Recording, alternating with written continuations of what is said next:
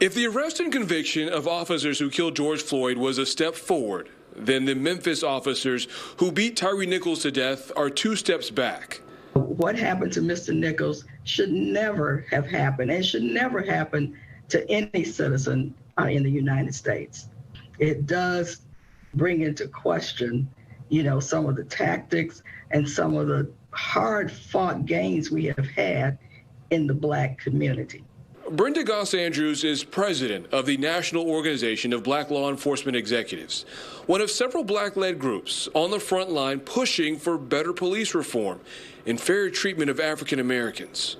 What can organizations like Noble do to make sure that we hold the right people accountable? Noble has been at the forefront of this since our inception in 1976 in Washington, D.C. Now, Noble continuously meets with legislators on the federal level, on the state, on the local level to talk about these issues. We have programs like the Law in Your Community, which works with young people to show them how to interact with the police.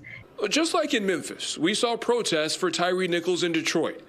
Both are cities with a predominantly Black majority and have noted struggles with policing in communities of color.